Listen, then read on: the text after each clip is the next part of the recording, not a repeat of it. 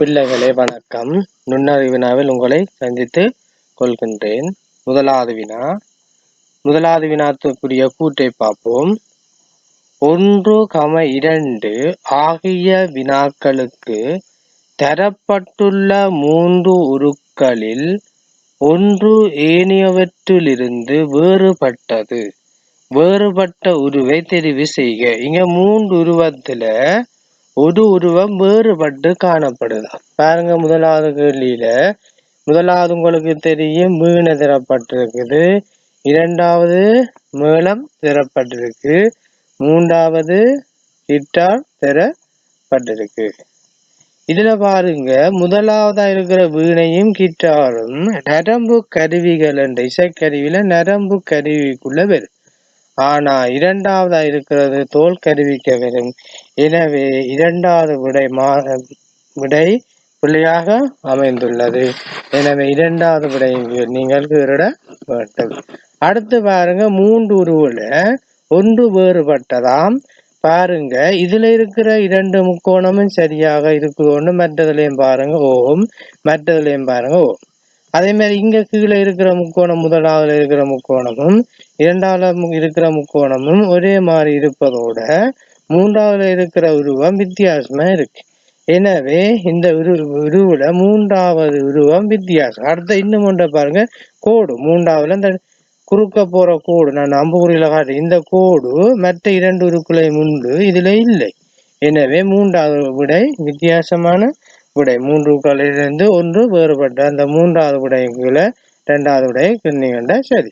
அப்ப இவ்வாறான கேள்விகள் நான் உங்களுக்கு வீடியோ மூலம் விளங்கப்படுத்துவதற்காக காரணம் என்னன்னு சொன்னா, தெளிவாக உன்னிப்பாக அவதானிச்சு சிந்தித்து செய்வதோட படங்களை 3 படம் தரப்பட்ட 3 படங்களையும் ஒப்பிட்டு ரீதியில் ஒப்பிட்டு நிதானமாக விரைவாகவும் வேணும்.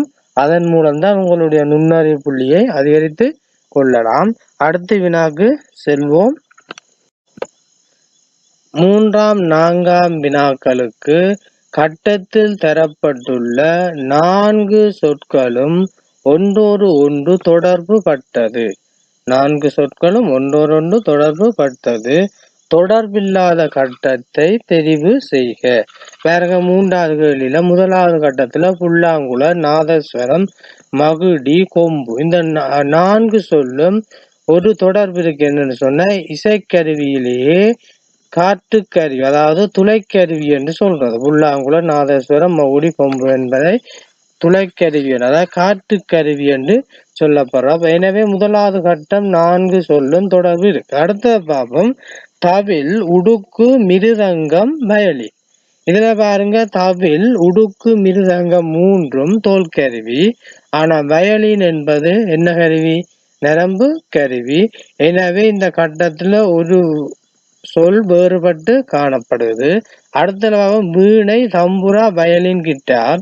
இந்த 4 சொல்லும் ஒன்றோடொன்று தொடர்பு என்னன்னு சொன்னா, இது நரம்பு கருவிகள் என்று சொல்ற. வீணை, தம்புரா, வயலின், கிட்டார், இந்த 4ம் என்னன்னு சொல்றது? நரம்பு கருவி என்று சொல்றது. எனவே இங்க தொடர்பில்லாமல் இந்த 4 சொல்லுலையும் தொடர்பில்லாமல் இருக்கிற சொல்லு கூட்டம் கட்டம் அது இரண்டாவது கட்டம். எனவே நாங்கள் இரண்டாவது விடயங்களை கீற வேண்டும். அதற்குரிய காரணம் 3 தோல் கருவி, தவில், உடுக்கு, மிருதங்கம் 3ம் தோல் கருவி, வயலின் நரம்பு கருவி, அதனூடாக வேறுபடுகின்றது. நான் அடுத்து 4வது கேள்விக்கு போவோம். 4வது கேள்வியில முதலாவது விடையில இருக்கிற கட்டத்தை பார்ப்போம். ஒலிபெருக்கி, வானொலி, தொலைக்காட்சி, கணனி தரப்பட்டிருக்கு. இதை பாருங்க, ஒலிபெருக்கி, வானொலி, தொலைக்காட்சி தரப்பட்டிருக்கு, கணனி தரப்பட்டுள்ளது. இதுகளுக்கு இடையிலான தொடர்பு கட்டாயம் உண்டு. ஏனென்று சொன்னா, இந்த இவ்வளத்தை நாங்க சொல்றது இரத்தியல் ஊடகம் என்று சொல்றது. எனவே அது தொடர்பு. அடுத்த பத்துரிய, மூக்கு கண்டாணி, பாய் பாட் புட்டி, போச்சு போத்து சொல்.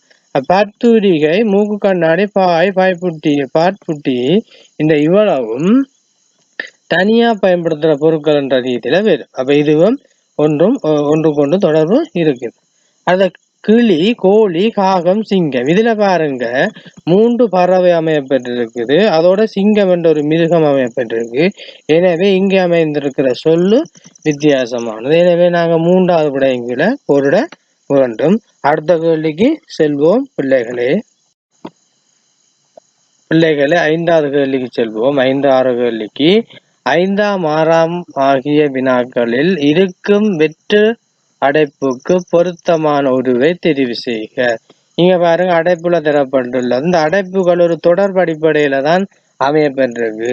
பாருங்க, இந்த பூஜ்ஜியமும் இறுதியா இருக்கிற சதுரமும் ஒன்றாக சேர்த்து நடுவுல இருக்கிற உருவம் வந்திருக்கு. அதே போல இந்த முக்கோணமும் இங்க இருக்கிற உருவமும் சேர்த்து நடுவுல இருக்கிற உருவம் வந்திருக்கு. எனவே இதுல இருக்கிற உருவத்தையும், அதாவது முன்னுக்கு இருக்கிற உருவத்தையும் இதுல இருக்கிற உருவத்தையும் சேர்த்து தான் நடுவுல வந்திருக்கு. எனவே இதுல இருக்கிற உருவம் முக்கோணமும் நடுவுக்குள்ள ஒரு சதுரம் இருக்கு. அதை நீக்கி போனா என்ன மிஞ்சுது? பெரியொரு சதுரம் மிஞ்சுது. எனவே இதுல ஒரு பெரியொரு சதுரம் இருக்கு. இந்த பெரியொரு சதுரத்தையும் இந்த உருவத்தையும் ஒன்று சேர்த்தா நடுவுல இருக்கிற உருவம் வரும். எனவே இதுக்கு வெற்றிடத்தை பொறுத்தவரை உருவமாக இருக்கும் சதுரம். எனவே சதுரம் எத்தனாவது விடை? 2வது விடை. 2வது விடைங்களை கோரிட வேண்டும். அடுத்த பாருங்க, அம்புக்குறி திசைகள் 6வது கேள்வியில அம்புக்குறி திசை ரீதியாக அமையப்பெற்றிருக்கு. பாருங்க, வடக்கா கிழக்கா தெற்காண்டு பார்க்க வேணும், மேற்காண்டு. இங்க பாருங்க, முதலாவது அம்புக்குறி கிழக்கு பக்கம் பார்க்குது. இங்க அடுத்தது தெற்கு பக்கம் பார்க்குது. அடுத்தது எங்க பார்க்குது? மேற்கு பக்கம் பார்க்குது. மேற்கு பக்கம் பார்க்குது. இதை பாருங்க. அப்ப இது என்ன சுழியில போகுது? உங்களுக்கு தெரியும்.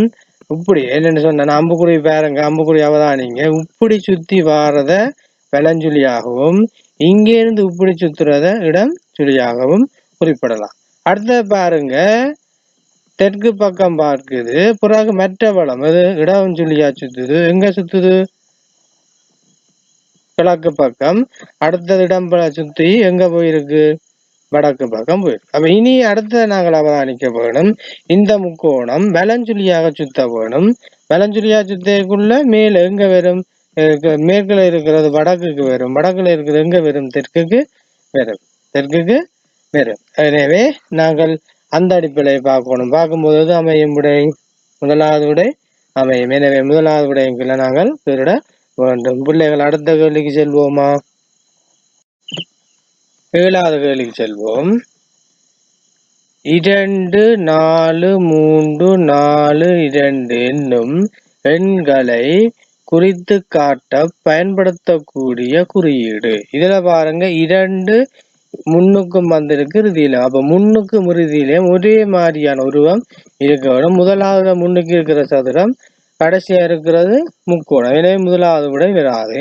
2வது விடைக்கு போ. 2வது விடையில முதலாவது முக்கோணம் இறுதியாக முக்கோணம் இருக்கு. அது சரியாக அமைவதோடு அடுத்தது பாருங்க, 4 2வதா 4 இருக்குது. கடைசிக்கு முன்னுக்கு 4 இருக்குது. அப்ப 2வதா சதுரம் இருக்கு, கடைசி முன்னுக்கு சதுரம் இருக்கு. எனவே இவ்விடை பொருத்தமாக அமையும். எனவே 2 என்று சொன்னா அதுக்கு முக்கோணம் என்று சொன்னா முக்கோணமே அமைய வேண்டும். ஒரே உருவம் அமைய வேண்டும். அந்த ரீதியில நாங்க பார்க்க வேண்டும். எனவே 2வது விடை பொருத்தமான. 3வது விடை பொருத்தம் இல்லை. பாருங்க, முதலாவதாக 2 இருக்கு, ஆனா முக்கோணம் இருக்கு. இறுதியாகவும் 2 இருக்கு. அப்ப என்ன இருக்கணும்? முக்கோணம் இருக்கணும். என்ன இருக்குது? சதுரம் இருக்கு. எனவே அந்த விடை வராது. அப்ப எந்த விடையங்களை வரும்? 2வது விடையங்களை திருட வேண்டும். 7வது கத்தின விடை 2வது விடை. அடுத்த 8வது கேள்விக்கு ஜனவரி, மார்ச், மே, ஜூலை கீரண்டு சொல்லி. ஜனவரி, அடுத்தது பிப்ரவரி, மார்ச், அடுத்தது ஏப்ரல், மே, அடுத்த ஜூன், ஜூலை 2 பேரும். அப்ப பாருங்க, இதுல ஜனவரி, மார்ச், மே, ஜூலை வந்துரு. அப்ப இதுல நீங்க தொடர்பை பாத்தீங்கன்னா ஜனவரிக்கு அடுத்தது என்ன வந்திருக்கு? பிப்ரவரி வந்திருக்கா? இல்ல. பிப்ரவரி விட்டு மார்ச் மாதம் வந்திருக்கு. அடுத்தது மார்ச் மாதம், அடுத்தது ஏப்ரல், ஏப்ரல் விட்டு மே வந்திருக்கு. அடுத்த மேக்கு அடுத்தது உங்களுக்கு தெரியும் ஜூன் விட்டு ஜூலை வந்திருக்குது. இனி அப்ப என்ன பெறணும்? ஒரு மாதம் விட்டு இன்னொரு மாதம் அமைய வேண்டும். ஜூலைக்கு அடுத்தது ஜனவரி, பிப்ரவரி, மார்ச், ஏப்ரல், மே, ஜூன், ஜூலை, அடுத்தது ஆகஸ்ட், செப்டம்பர், அக்டோபர், நவம்பர், டிசம்பர் 2 பேர். அப்ப இதுல பாருங்க, நாங்கள் ஒவ்வொரு மாதம் விடப்பட்டிருக்கு. பாருங்க, முதலாவதுல ஜனவரி என்று சொல்லிக்கல, அடுத்த பிப்ரவரி விடப்பட்டு மார்ச் வந்திருக்கு. அடுத்த மார்ச்சுக்கு அடுத்த ஏப்ரல், ஏப்ரல் விட்டு மே வந்துருக்கு. மேய்க்கிறத ஜூன் விட்டு ஜூலை வந்துடும். இனி ஆகஸ்ட் விட்டு என்ன வரும்? செப்டம்பர் வரும். எனவே செப்டம்பர் நாங்கள் கீரை வேணும். செப்டம்பர் 2வது விடை. அந்த கேள்வியை பாருங்க. மாதங்களை நாங்கள் ஒழுங்கு முறையில் தெரியணும். ஜனவரி, பிப்ரவரி, மார்ச், ஏப்ரல், மே, ஜூன், ஜூலை, ஆகஸ்ட், செப்டம்பர், அக்டோபர், நவம்பர், டிசம்பர் பேர். எனவே இந்த தொடர்பு என்னன்னு சொன்னா, இந்த 8வது கேள்வியில ஒவ்வொரு மாதம் விடப்பட்டு வந்திருக்குது எண்கோள் அடிப்படை. ஜனவரிக்கு அடுத்த ஒரு மாதம் பிப்ரவரி விட்டு மார்ச் வந்திருக்கு. மார்ச்சுக்கு அடுத்தது ஏப்ரல், ஏப்ரல் விட்டு மே வந்திருக்கு. மே அடுத்த ஜூன் விட்டு ஜூலை வந்திருக்கு. இனி நாங்கள் ஜூலைக்கு அடுத்த ஆகஸ்ட் விட்டு அடுத்த செப்டம்பர் வேற வேணும். அப்ப 2வது விடைங்களை இவரோட வேணும். அடுத்த 9வது கேள்வி போவோம் பாருங்க. இந்த படங்களை பாருங்க, அவதானித்துக் கொள்ளுங்க. முதலாவதுல பாருங்க, முதலாவது 3 கட்டம் திறப்பட்டு 3 இடத்துல முதலாவது கட்டத்துக்குள்ள 1, இங்க 2வது ஒரு கட்டத்துல 2, அடுத்த 3. இங்க பாருங்க, முதலாவது 3, 4, 5. இங்க பாருங்க 5, 6, 7. அப்ப என்னன்னு சொன்னா ஒவ்வொரு கட்டத்திலே இப்ப முதலாவது கட்டத்துல இருக்கிற 1 அடுத்த 2வது இருக்கிற முதலாவது கட்டத்துக்கு 2 கூடி ஒன்று கூடியது. எனவே நாங்கள் பார்க்க வேணும் அடுத்த இதுக்கு என்ன கோலம் இடவெளிக்கு என்ன வருமாண்டா. முதலாவது இங்க 1 இங்க 2 அடுத்த 3 இங்க 4 பேர். அப்ப வெற்றிடத்துக்கு பொறுத்தான முதலாவது கட்டத்துக்குள்ள 4 பேர். அடுத்த இங்க முதலாவது கட்டத்துக்கு வந்திருக்கிறேன். முதலாவதுக்கு 3, 2வது கட்டத்துக்கு 4, இங்க 5, இங்க எத்தனை பேரும் 6 பேர். அடுத்ததை பாருங்க, இங்க 5, அதே மாதிரி 6 சொன்னா 7 சொன்னா 8 பேர். அப்ப இனி நாங்க பார்க்கக்குள்ள முதலாவதுடைய பொருத்தம் பாருங்க, 4, 3, 8 அமைய பெற்று.